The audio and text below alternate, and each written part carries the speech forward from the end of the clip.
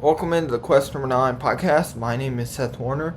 Today we're going to talk about Kentucky basketball from a fan's perspective. On this episode, we're going to talk about Kentucky basketball and how they were able to respond after a 90-89 win over Gonzaga in a thriller in overtime, and how Kentucky was able to respond and what's next for them, and how they won against Colgate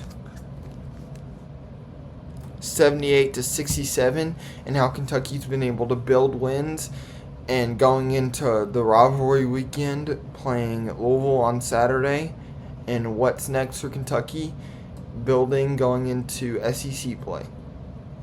This Kentucky team in this Colgate game really came out hot, having a 17-point lead in the first about 8 minutes of the game.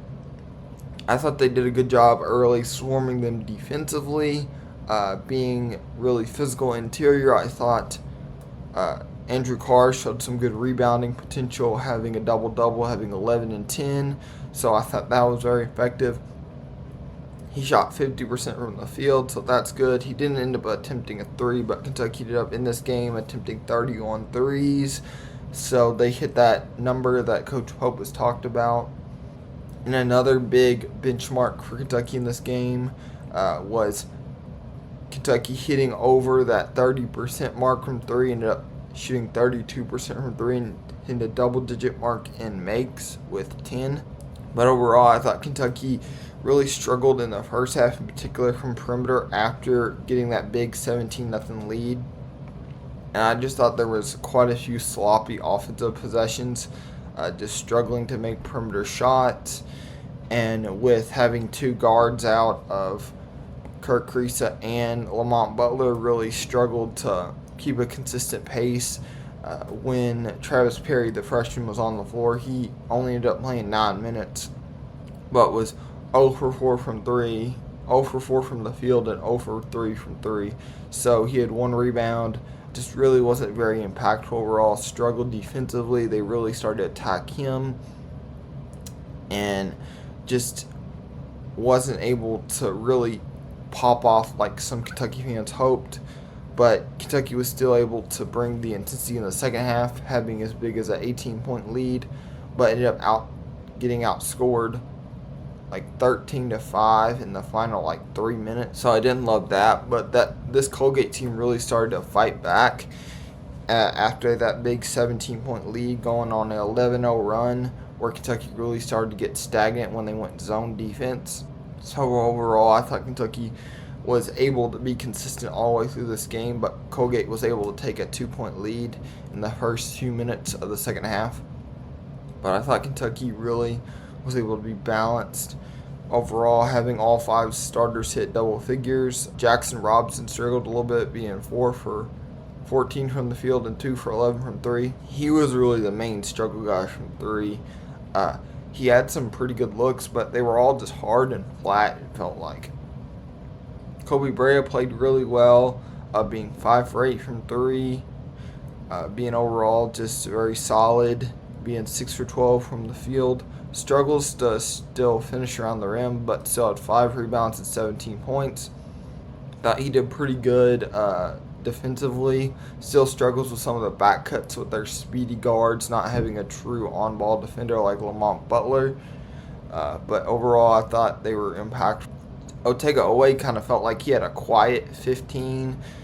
Really just did a little bit of everything. Struggled to finish a few times, but overall I thought it was very impactful for the Kentucky Wildcats. And one of Kentucky's big inside presence, I felt like, was Amari Williams. Amari Williams had 15 points with 6 for 8 from the field with 8 rebounds. Felt like he had a few times where he kind of lost focus for this Kentucky team, and Kentucky just didn't bring the intensity, would have good intensity from the first 15 seconds of the shot clock, but the last 15 we'd really struggle. And Kentucky just didn't bring some of that fire of crowding the board and really getting in transition. And creating some of that is where I thought Kentucky really struggled. And like I said, make shots. Kobe Brea was the only person to make a 3 in the first half,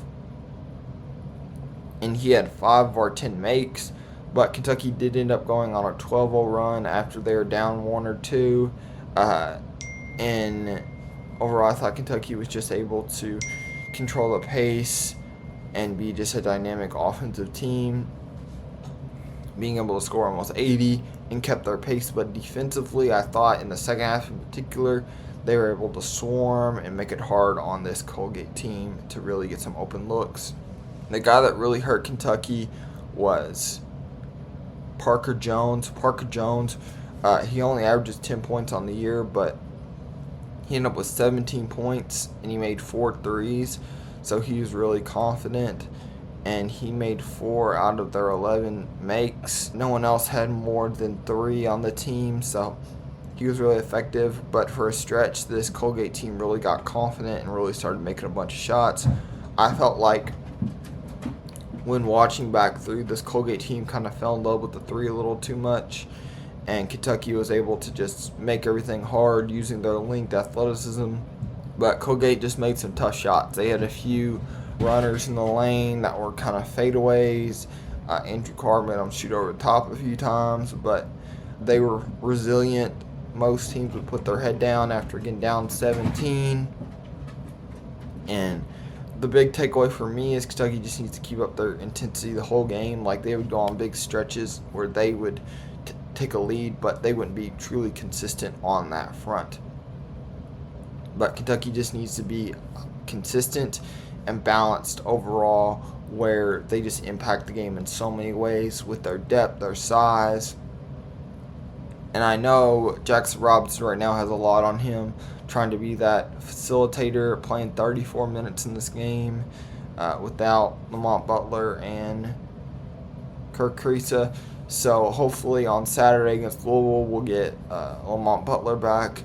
But overall, I thought Kentucky defensively had good defensive stretches, but like I was saying, keep up the intensity. But this Colgate team really was fighting back. I thought Kentucky dominated the boards, 46-35. Both teams had 15 assists. Kentucky did a pretty good job on turnovers, only having 6, so kept it in the single digits. Didn't force a whole lot of turnovers like Colgate, them also having 6.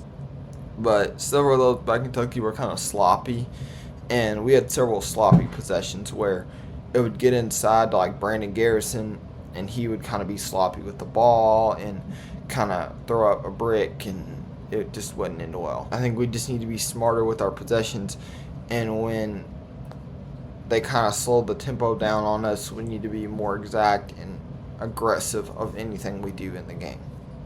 Kentucky was able to pull out the win, really was able to build a lead at the end, but lost some of that, like I said. But overall, I thought Kentucky was still just the more physical team, didn't make shots, particularly the first half, after that 17-0 start. So Kentucky and Travis Perry actually really started that 12-0 run with his only 3. He's only made field goal of the game, only made field goal as a Wildcat, so I thought that was cool. Him in 11 minutes, I had 1 assist, 1 rebound, and 3 points, so we didn't get a whole lot of production out of the bench with 9 points, so and only a handful of rebounds, a handful of assists. So Kentucky really was able to turn up the intensity and just really wear down this Colgate team. And like I was saying, coming up is U of L.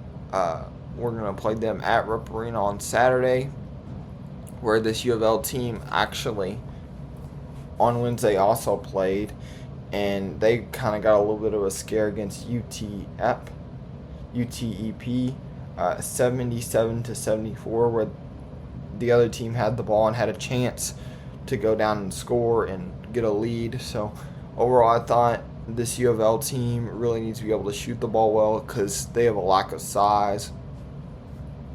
With their big guy being hurt for the year, he tore his ACL, so that's never good.